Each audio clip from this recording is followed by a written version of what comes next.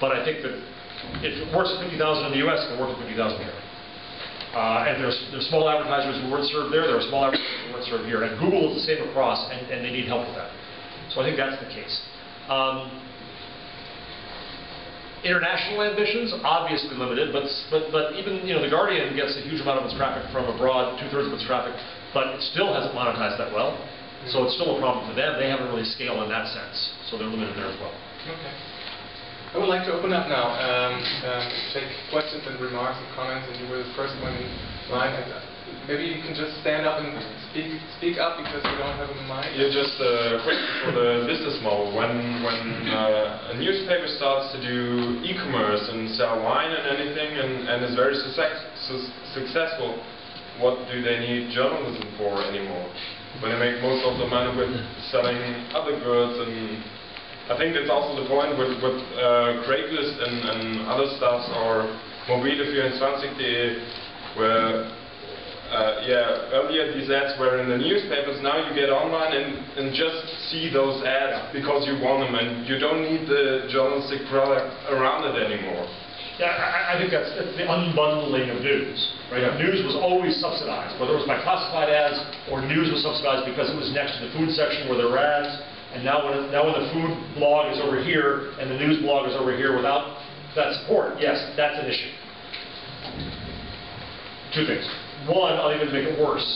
I've gone a few times to the big electronics retailer, the last big electronics retailer in the U.S., Best Buy. And they now see themselves as a media company. Kind of fascinating. They're the ad circular that they distribute in Sunday papers that is the last good reason to publish a Sunday paper. Best Buy makes money on that because manufacturers pay to be in it. It's an advertising vehicle. It's media. They sell placement in the stores. Are you on the end of the aisle? They sell placement on the screens around the stores. Best Buy gets twice as many people walking through every day as go through Times Square every day. So you could do events through Best Buy. So now you have the Telegraph becoming a media company, becoming a retailer, and a retailer becoming a media company. Right? But why have content? Because it brings in what people you used to call audience. It brings in customers. What it tells me in a different way is, this is why I think paywalls can be foolish. The value online, I don't think, is content, it's relationships. That's what the Telegraph is learning. Right? So, if you become a retailer, would you put a paywall up at your door? No, because you lose relationships. You drive people away. No good store drives people away.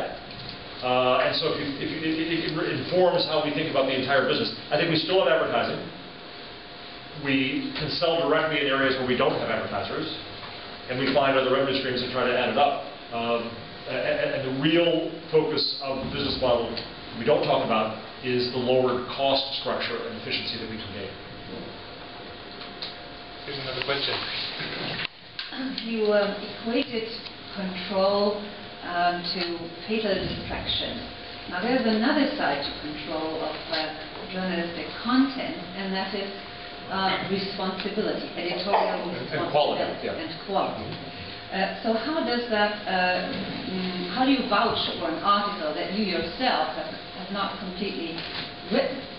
And how does that influence the reputation of your brand, which is very important, the trustworthiness? How do you assure that that is not damaged to process journalism? Now, with this responsibility of the press, traditionally, the legal systems, at least in Western countries, have also applied privileges. And they have privileged the press, for example, in the way that the police can search newsrooms, or privileges of journalists to testify in court.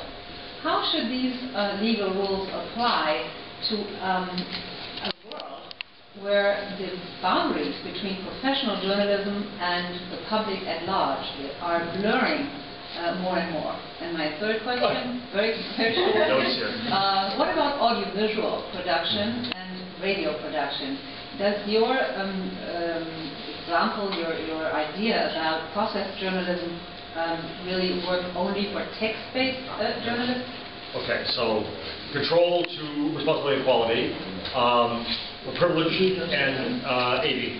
Okay, still forget gave a talk to the trade organization for old folks' homes in the United States a few weeks ago, and I forgot the train as I was talking, and somebody yelled out from the audience, "We have a place for you." So I forget, I guarantee you. So one, control. I think it's an important issue, but even before you get to the point of collaboration, in process journalism, I think the key skill we have to have in journalism is not to say what we know, but to say what we don't know. And it's already true on 24-hour cable news. Right? The story is going on. The mine disaster has occurred. We had a case in America 3 years ago of a West Virginia mine disaster where the report was that 11 of 12 had survived, when indeed only one had survived. And so on TV, we saw people celebrating and saying, "Yay!" Right? It was wrong. And so what is the TV person to do? The key skill now of the TV journalist is to give the caveat, is to say, this is what we've confirmed, we don't know this is where we found this out from, to give the sources. Right? And it's up to the public often now to judge, as a journalist always has, where this story is in the process and what is known and not known. And so it's our job to help the public. Same is true then when we work collaboratively. Well, here's where we found, not just even with somebody else writing it, but even when Alan Rusbridger of The Guardian, the editor, says that we need to footnote our articles. I think we should. We in blogs have an ethic of the link, right? Here, don't take my word for it, go see for yourself. That's where I got it. I think they're wrong, but you can go see for yourself, and here's my source. And if we don't do that, people yell at us, right? Well, I don't see that happening in major news organizations. I think we have to give our sources and give our provenance of our news. So if we do that as reporters, if we did that just in our process now, it would make us better, more reliable, I think, for those who chose to watch what we've done. Now when we work with others on the outside, we say, well, I wasn't there, but this witness was. Here's what I know about this witness. I've never heard of them before, or we've worked with them 20 times, or there's some way to give some context